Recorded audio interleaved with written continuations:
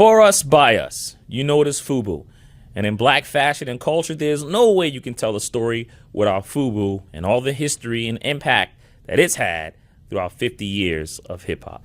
Hello, everyone. This is Jabbar Young, senior writer and editor here at Forbes. And in a minute, I'll be talking to Daymond John, one of the co-founders of Fubu, an iconic clothing line. LL Cool J helped put it on the map. And again, 50 years celebration of hip-hop. Love to talk shop with Daymond John, how he became an entrepreneur coming out of Queens.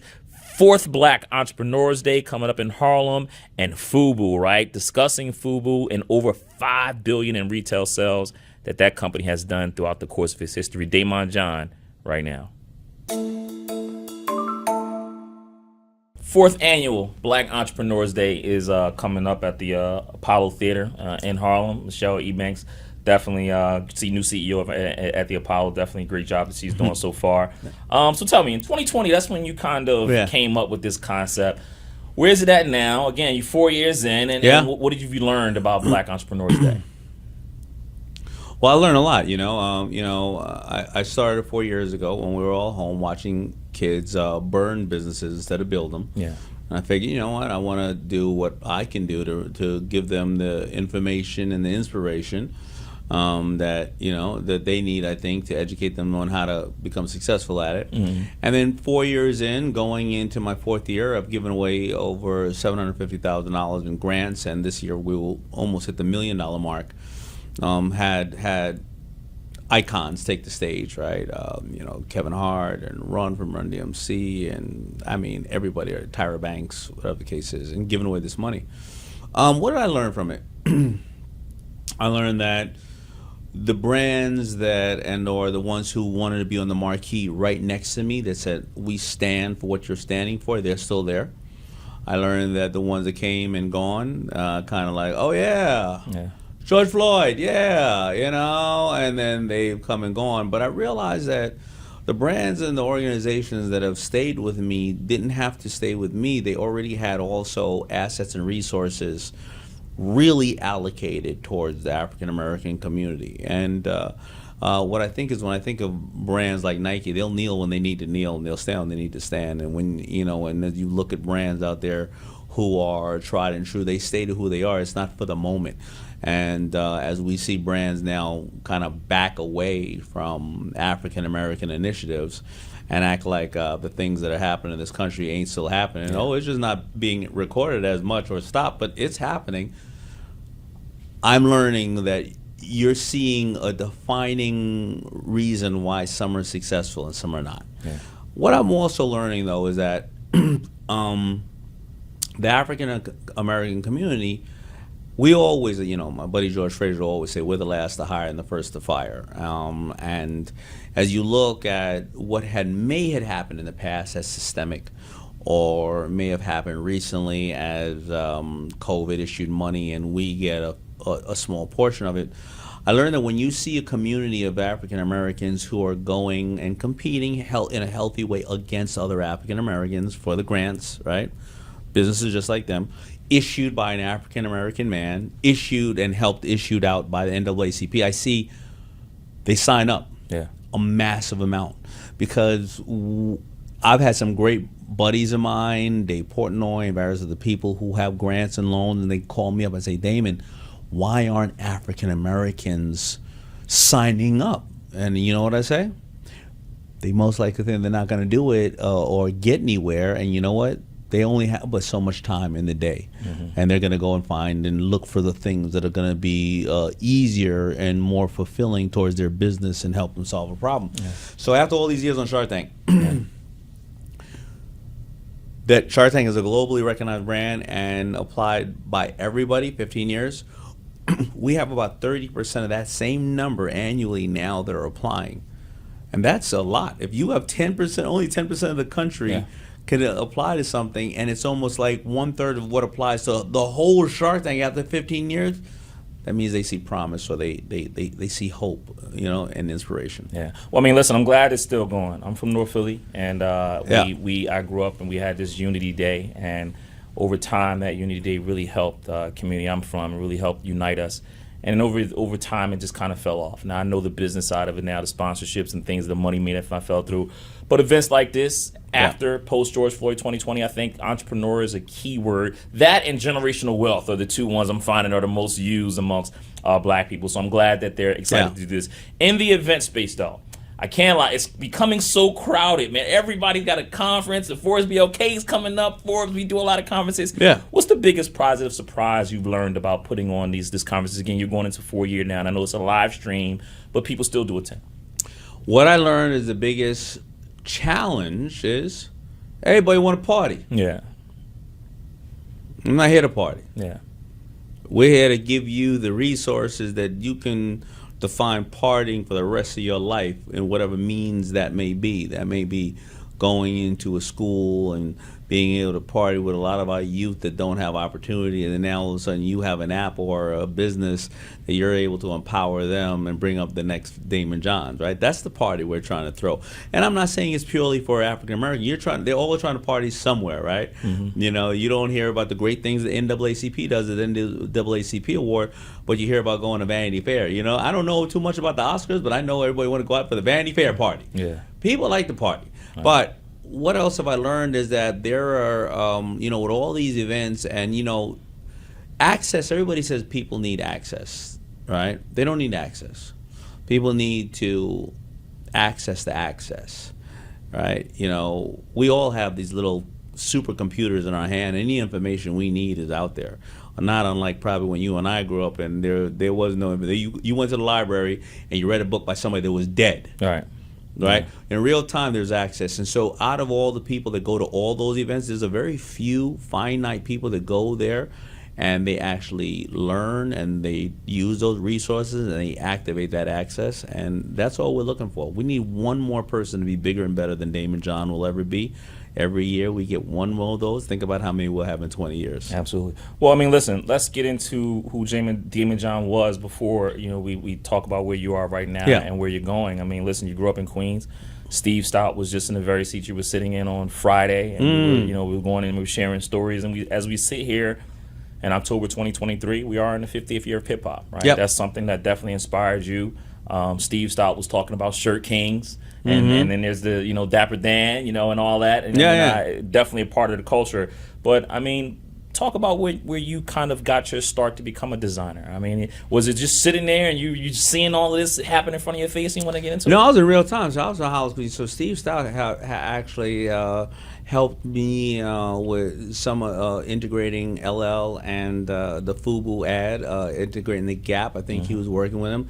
He also, I think Trackmasters was the ones who did my Fatty Girl song on. So Steve is that was yours with Ludacris? Yeah, that was the Fubu album. Yeah, and Steve is an icon in the business, and I love what he does. I love what he does over translation. I was fortunate enough to literally grow up in Hollis, Queens. So, you know, hip hop was created in the Bronx. It slowly made its way into Queens, right? But who literally out of these couple of square miles comes from Hollis, Queens? LL Cool J, Run DMC, Salt and Pepper, Tribe Called Quest, DJ Clue, Ja Rule, Waka Flocka's mother, Irv Gotti, Hype Williams, 50 Cent. And I'm not going to forget my mentor, Stephen A. Smith. That's the guy. He came Stephen A. Smith, Ed Lover, Dr. Dre. Yo MTV Raps. Take me back now, man. Young MC. 50 Cents, Onyx used to cut my hair, Intro. Yeah. We all come from this area, right? And forgot about Intro. Yeah. Jeff and all them, right? Yeah. I mean, so many people. I mean, Bernard Wright, all of them, right? So, so growing up in Hollis, Queens, is funny.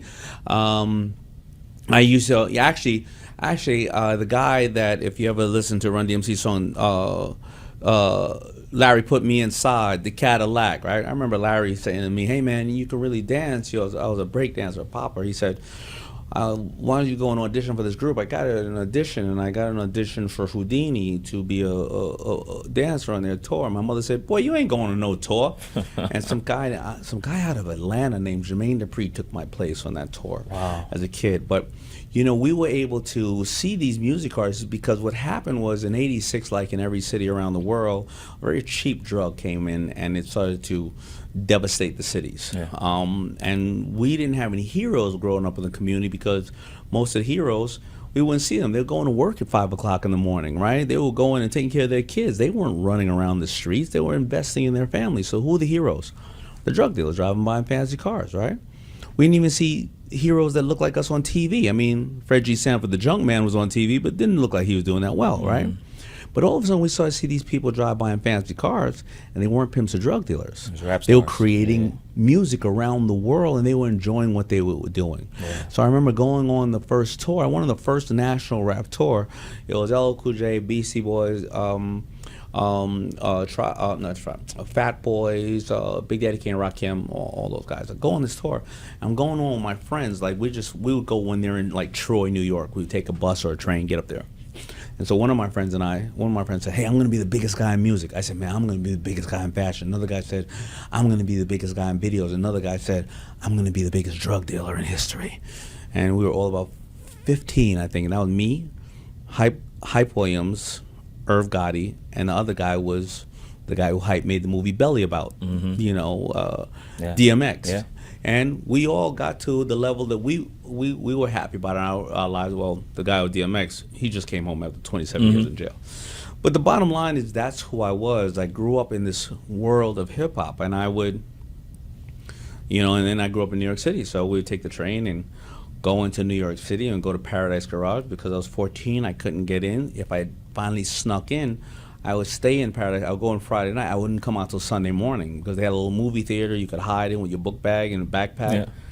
And we just saw this crazy culture, and that's where I came from with just understanding hip-hop and the love of hip-hop. Yeah. I mean, you said Fat Boys, it takes me back to that movie Disorderlies. It's like, man. Disorderlies, the Fat Boys. Baby, you're a rich man. You're a rich man. Man, great times, man. And I think people don't realize that the hip-hop is the voice of African Americans from the streets, but it was the voice of everybody. Absolutely. Right? Because if you look at the big, you would say hip-hop, well, it came from African American. Well, the first big ones after, Grandmaster Flash and all that, it was Deborah Harry. It was Malcolm McLaren, it was the Beastie Boys, and they all were together, Rick Rubin and Russell, right? It was this really great melting pot of collaboration, pop, funk, and rap. Yeah. I tell you, you take me back to a great time. Again, this is what I grew up in, right? And it's good to see it because I was telling people, when I go around and speak to the universities now, and I'm talking to kids at Columbia University, and we're talking about, and I'm like, man, I was around when the internet was first coming around, when we were just discovering, hey, I could talk to somebody in Florida. Oh, yeah. Because all we knew was what we saw, right? Yeah. And so here you are at 15, you're running around, hip-hop is inspiring you, but then let's fast forward to 1993, right? That was a great year. Queen Latifah dropped, Tribe Called Quest. I mean, it was a great year. I think Black Rain came out that year. And also that was the movie? a year. No, it was her album, I think it was. Okay. Queen Latifah's album, believe it what it was. Don't quote me on that. I'm a journalist telling you not to quote me. Yeah. But take me back to that time where you were creating Fubu, and then you kind of helped LL kind of took it to the next level. Because I know coming up in Philly, we had Carl Kanai, and then there was that cross, and Fubu started to work its way down in Philly, and we're like, all right, what is this? Is it cool? Is it not? And that was a golden time. But what was that like, developing that brand? Well, it was a golden era. It was just amazing. And so Cross Colors had came out, and they went up and they went down fairly quickly. Not really because their fault. They put most of their clothes into a company called Merry-Go-Round at the time, and Merry-Go-Round ended up filing Chapter, and so now their pipeline was busted, right? And then great brands came out of there. I think Walker-Wear, but I definitely know Carl Kanai worked over there and stuff like that. And Carl is who inspired me, because Walker-Wear, Cross Colors made stuff generally yellow and red and green, the kente cloth colors. But I said, I love that, and I love my heritage, but I want to wear a pair of blue jeans, man. I ain't trying to look like a lollipop walking down the block. and then Carl Kanai came out. And then it was a golden time in general, because what was happening was you were starting to see these people who were, you know, previously maybe music or sports and athletes, and things were coming. Matty Rich was starting to create movies, and John Singleton, right? And then you had the ownership of that, right? Now you got Bad Boy coming up, and you have Def Jam, of course, right? So the new Barry Gordy's. Then you got The Source, which and Quincy Jones Vibe, and you hearing the story, and BET's growing. It was just a great time, right? And you felt this camaraderie, and we were all out together, and we were trying to all work together. So what really happened was that was a really special time in hip hop, and we were also doing things that we never done before, right? We were now controlling the narrative in the videos, and you started hearing people talk about, if you really look at those videos back then, Puffy and all of them were happy because they were all finding scooters in Miami. Yeah. You remember that? Time. And then all of a sudden it moved up, right, to this level and that level and that level. So we were growing. And you know who helped me grow? Carl Kanai helped me grow. You know, a lot of people don't hear these stories, but Carl Kanai was when I had $27. I was at the Magic Trade Show. I didn't have any money. He saw me. He said, "I think I know you from that ad. Come in the show. I know you don't have pass. I got you." He introduced me to all his buyers in the show. Right, so you don't hear that story. I distributed Fat Farm in Europe for Russell.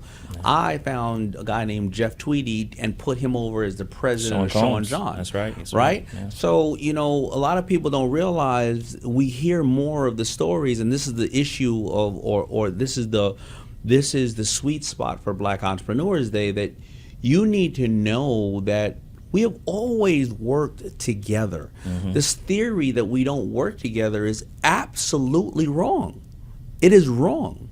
It is when I first got my office in Empire State Building, I'm looking out of his office, a card comes, and this guy who already had a clothing line wrote on his simple card, "I see you." His card was by Spike Lee. He already had 40 Acres and a Mule, and he sends me a card and says, "I see you." That was one of the things that I will remember for the rest of my life, until I remember, you know, I met him several times, but I remember seeing him a couple of years ago when he had that Oscar. We were at the Vanity Fair party, and I said, "I see you, man." Yeah.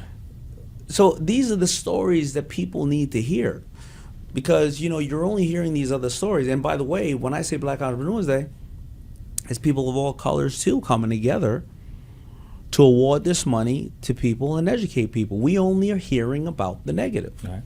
Yeah. You know, again, we could talk all day. I love the fact that LL kind of helped put that, you know, Fubu on the map. Kind of help. Well, there's no kind of. Well, I mean, listen, you still needed the people, right? Because LL could wear it all day, but people still needed to go out. Yeah, no, 100%. But I mean, you know, LL doesn't get enough credit. No, he should. He doesn't, right? Yeah. Because I think that, from being such a legendary artist who has spanned the test of time so many years, but also being that person who said, "I don't know if Fubu was ever going to be anything. I'm going to jeopardize my career and go into a Gap ad and say a name of a new brand and let them spend $30 million airing it, and Madison Avenue will probably never touch me again." Yeah. It's about taking risks. And I share LL's story all the time because, you know, I remember when I first heard his story. It's one of my favorite episodes on Combat Jack, God bless his life. And I share with kids all the time. I said, you know how LL got into Def Jam? He kept calling, he kept sending his tape over and over again, until the fact that Rick Rubin and those dudes got tired of hearing from him and said, "Dude, pick up the tape and just listen to this dude so he can stop calling us." Right. And you discover LL Cool J, right? I never heard that. You got to be persistent. Wow, I never heard that story. Yeah. You got to go back and listen to Combat Jack. I do. Absolutely. You know, let's fast forward now, because again, you know, your brand Fubu is still there. You still own it, right? And as I'm going, I went to the WNBA game, the Brooklyn or Liberty versus the Aces, and as I'm getting on the sub, I looked down and I said, "Don't say Fubu." And there's a pair of sneakers, and so it's still here, right? Yeah. But think about all the brands you've inspired. Again, I'm from North Philly, so we start State Property. I mean, you go Rockaway. I think Dada was out of Philly. Dada, Dwayne, all of that. I mean, you know, Sean John. Yeah. I mean, I'm from an era where you rocked the Jabot jeans. Grand Puma was known for that, right? Yeah. The Guess jeans with the pencil pocket. When you look at where we are now, right? Because I don't know if kids, they didn't appreciate it now. I look around now, Daymond, all I see them wearing is Gucci and the Christian. It's elevated a level, right?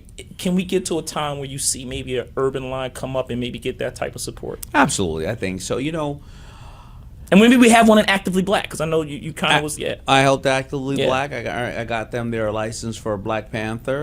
You know, and I look at them. I think so. You know, but I got to tell you something about the brands, and you know, people try to take it personal. You know, United Color Baton, they're not doing well, I think it was United Baton, whatever it was, right? But Levi's, I came in the market, they were doing 18 billion, they went down to 3, they're coming back up, right? Mm-hmm. So fashion itself is fickle, and we can talk about the legend. There are some brands that are unicorns, Nike, Louis Vuitton, Gucci, a couple of them, right? But where was Prada before a couple of years ago, and Coach, right? They fluctuate, right? I think there's always going to be room for amazing, you know, brands of any culture to pop. I mean, it's just going to be how do they build that culture, you know, and it's all operating and how do people operate it. You know, Fubu today, if we decided to change the brand, and I think that if we're working on some stuff, if we decided, Fubu earlier was you never really saw as many African Americans who owned the brand putting the brand out, and that was something new. And you had Carl Kanai, you had Cross Colors, but when we started putting the 4 guys out on the tag, we got kicked out of a lot. Not kicked out. We didn't get accepted by a lot of the big department stores because they said that it looks like an African American gang. We don't want those type of people in here. That's what they said to us. So we broke down those barriers with a lot of other people, and we were happy about that. Today, Fubu's authenticity is a brand of black, made by black people for a culture stemming from a African American art made in the streets of the Bronx. That's nothing new today. But if Fubu was a brand today who said, I'm going to give you $500 worth of Fubu that's worth $1,500, and I'm going to only have 1 male, 1 female in every high school and every college as an authentic dealer. And now when you get, and you're going to get it on credit, first of all. And now you sell the $1,500 worth of stuff. The rest of that's your money. And by the way, as you sell more and bring more people, very much an Avon level, we're going to give you more curriculums for financial intelligence or how to create your business, digital curriculums, because you're using, you know, the brand. I think that's the new level of the brand, right? And please, somebody steal my idea. I'm cool with that, right? So what I think is that brands will find other ways, like my Bombas socks gonna, you know, this year hit giving away 100 million pairs of socks and underwear to people. They found a different angle that was created by Tom Shoes. There's gonna be big brands out there, I think, from various cultures. Yeah. What do you tell an entrepreneur for switching right into the business side of it, again, going a little bit deeper into retail? Because definitely want to get your opinion on that before you leave. But what do you tell that inspiring entrepreneur who's into design? And I see a lot of them, right? Instagram and social media, they help us discover these people, right? I see just a great sister on Instagram and designing some great dresses. What do you tell that aspiring entrepreneur that's into design now about how to navigate this decade? Well, it's always going to be the fundamentals, right? What are you doing that you're absolutely obsessed with, and how are you going to over-provide for your customer every single day? And know that that's your job, and take affordable steps doing it. You know, and how are you using technology today to take the things out of your way that you can't do, right? Technology is not going to necessarily design that piece you want inspired for the same reason, so that's what you need to do. But, you know, how are you growing your community? Because that's the biggest issue. I don't care what it is. I don't care if you're selling you voting for you as a politician, or you're selling, you know, nutritional food or liquor. It's all about the community you're building, right? And the designers today, they have something I've never had before. They can make things on demand. They can take advance payment fairly quickly. They can put up their line of 4 or 10 or 20 pieces and say vote, and whatever you vote for, we're going to do, and it'll be delivered directly to your door. They can get so many things that would have taken me years to get, right? They need to utilize that, because there's always going to be, you know, when you put your brand out, somebody else is going to take that brand and interpret it a way that you've never realized, and you go, I never even thought about that. Yeah. But if you have these blinders on where you're just like, well, this is the way it's going to be, this is the way it's going to be, that's always going to be the worst thing you could ever do because you're not listening to your community. Yeah. $1.7 trillion market was predicted in 2023 for U.S. and retail. When you look at retail today, and this was about a year ago from some reports, when you look at retail today, what's the state of retail as you look now? I mean, we have commercial real estates up and down. We say retail's in and out, but every time I go to the mall or when I go to these stores, I see lines. I mean, I still think people are buying. They're always going to buy clothes. You look nice, right? So I still think you're gonna be buying, right? And so, but I would look nice in anything. yeah, that's true. What's the state of retail today when you look at it? Well, it all depends on what do we describe as retail. Is Amazon retail? Well, then Amazon has doubled in the last X amount of months, right? Retail, I find that retail is always going to be there, but it all depends on are you giving somebody a unique experience, and I like to invest in companies that are creating a universe or a unique experience, right? You know, is Tesla doing well because of one aspect? Well, maybe it's doing well because they put Teslas in the mall, right? So when the mom is, going shopping, well, the dad got a place to sit, and then they say get the kid in the car. Or when the mom is there, she no longer feels intimidated by having to pull up to some big lot, person. And so why is there? Put the kid in the car. Well, you know what? I got a pretty nice car. I promise you, I don't have a lot, but I got a pretty nice car. I'm in my car, really nice actually. You know, my daughter's yelling out the window, look at a Tesla. Well, is it because that's on Roblox? Like because she sees it in the mall. Right? Yeah. And then who dictates the buying in a household? It's always the kids or the mother. Absolutely. It ain't the dad. No. Right? Yeah. So if you go into Apple, well, you go in there and now you used to have maybe an iPod or something like that. Well, now they have on your Apple Watch, you can hit a button and you're right into a world like Peloton, or you're streaming movies, or you're now getting creative, right? So it's the universe. And if it's a store, I always tell people, if it's a store, well, I can get the clothes at home, but I can't get a runway. Why is there a runway in your clothing store that I can put on everything I bought? I can link all of my social media followers to it and say, if you buy this outfit, I get 10% off anyway. I already bought it. It's an experience, and I think retail is going to be very, very strong. Yeah. But it's just how are you absorbing retail? Because my wife on the other side, before you ever get to the mall, she bought 10 things. Mm-hmm. And it's being delivered to the house. Yeah. That's still retail in a form. Yeah, I saw a report that says luxury stores, Gucci's, and they're actually expanding their in-person, their brick and mortar stores. And I'm thinking it's the experience. And again, we're at a time where young people, we grew up with the Guess Ginger Bow jeans. Now we rocking Gucci. Like that's what rap stars have done. They've elevated us to a luxury line, and now you see this whole new level of kids lines that are coming. Right? When you hear that, what does that tell you? Well, tell me the brands are expanding themselves. I mean, they are, and I'm not really, a lot of time retail itself is kind of a lost leader, right? But you get to feel and you get the emotional, attachment to retail because when you see these people expanding their brands, you go in and your kids start to love the way it's set up. You see, because you can't set it up necessarily the way that you want it online. Mm-hmm. It looks visually, it's okay, right? But you walk into retail, now all of a sudden you're like, oh my God, look at this hat, look at that little glove, oh, look at the big Christmas setting. Now that kid goes back with you and mom, and that kid, they're now addicted to that. Well, now whether you're ordering online or retail, you've now got a new customer. And breaking the habit of customers' traditional spending is always going to be the hard thing, right? Because if you know and I know, I'm always going to wear shell-toe Adidas. Always. I'm from Hollis, Queens. You have to wear shell-toe Adidas, Run DMC. So if you want to see me go in, I got the new sneakers. I don't call it A-Wall or A-Wall. Did you see these running sneakers? I haven't. No. There's 2 new companies taking it over. I went in and I tried it on. I would have never tried it on online. Now, by the way, I'm 5'7" and a half. I want to make sure you understand the half, right? When I wear these sneakers now, I'm 5'9", homie. Mm. Now, I'm not sure if I'm ever going to wear shell toes again, because now I'm 5'9". Now I'm one of the regular population. Now I wouldn't have done that if I didn't go into retail and see them. Yeah. I'm hooked now. I'll never wear another brand.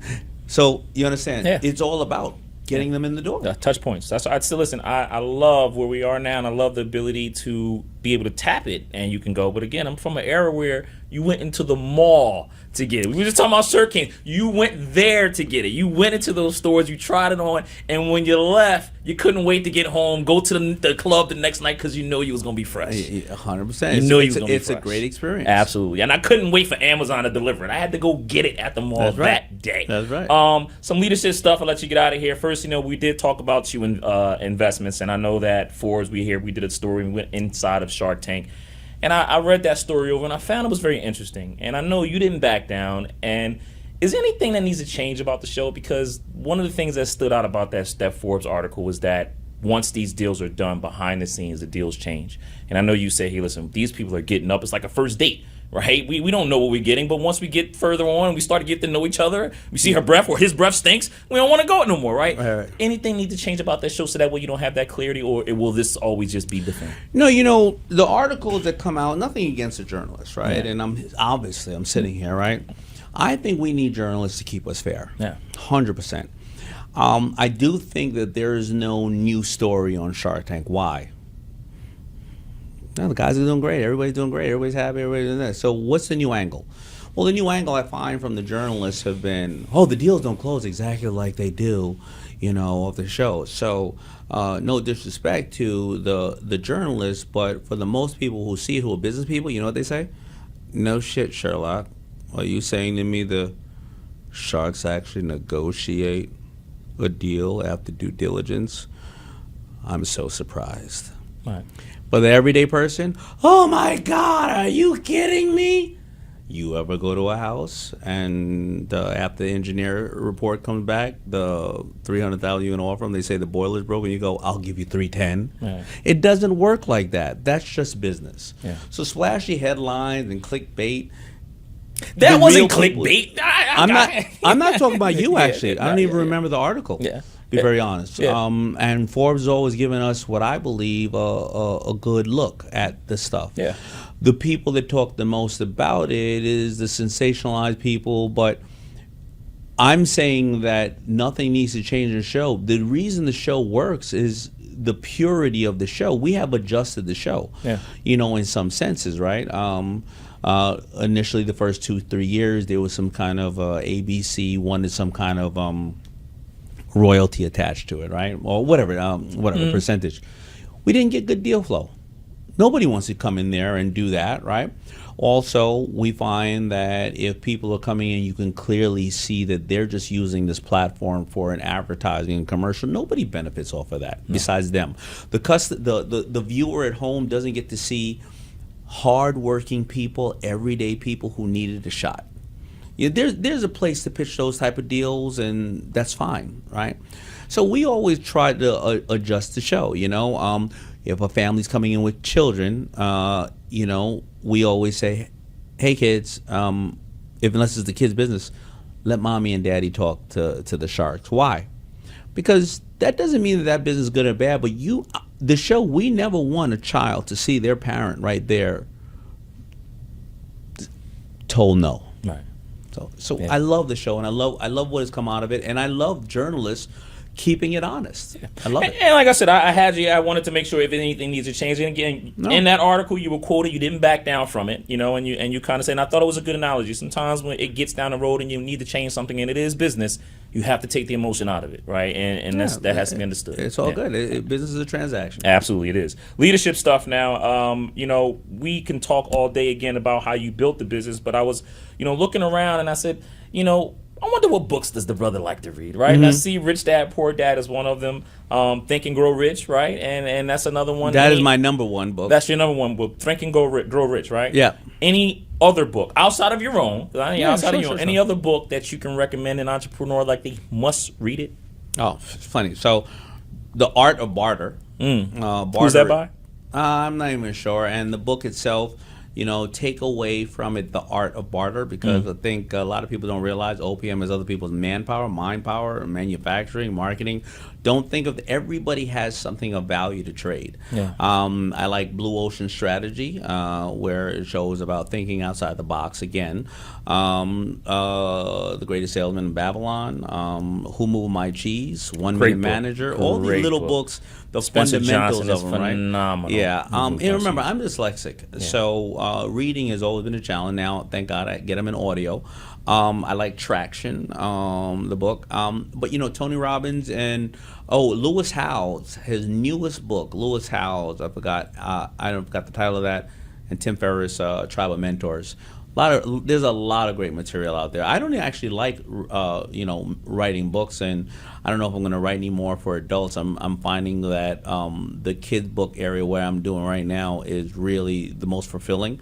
And the adult books are really hard to write, and I usually only write them after I get so many questions, something I can't answer, or tell somebody, well, check out this book. But I think I'm really going to start mainly focusing on kids' books. Yeah, and I guess the illustration, all the kids in the have Fubu gear on, right? You know what? I don't want to defeat the point by putting stuff like that on there, because I want kids to market it, man.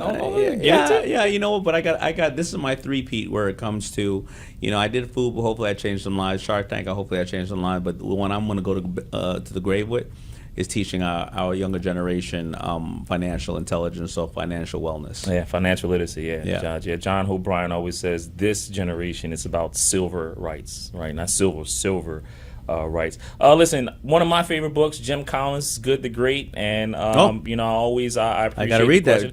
Phenomenal book, and it teaches you about leadership, right? Now, I'll ask you, what's the difference between a good entrepreneur and a great one? Well, I think that's kind of like you kind of set me up with that one, right? With a good entrepreneur, I think, is one that is chugging along and being of service to people and trying to figure it out. A great entrepreneur is ones who are taking affordable risk, being vulnerable, constantly educating themselves and putting their team first. Understanding that they are just as quick to pick up a box to do what they've asked of their team members, and they set by example and they lead by example. Yeah, and I'm not going to get you. I got to go on this one too, because you're a designer, right? The difference between a good designer and a great one. There's design. I'm not a designer. I believe I'm more of a marketer. Well, yeah, did I do designs and functionalities that I think were needed in the community? Yes. Okay. But let's change it. The difference between a good marketer and a great one. Yeah, well, a great marketer pivots. A great marketer thinks outside the box and doesn't go the traditional ways.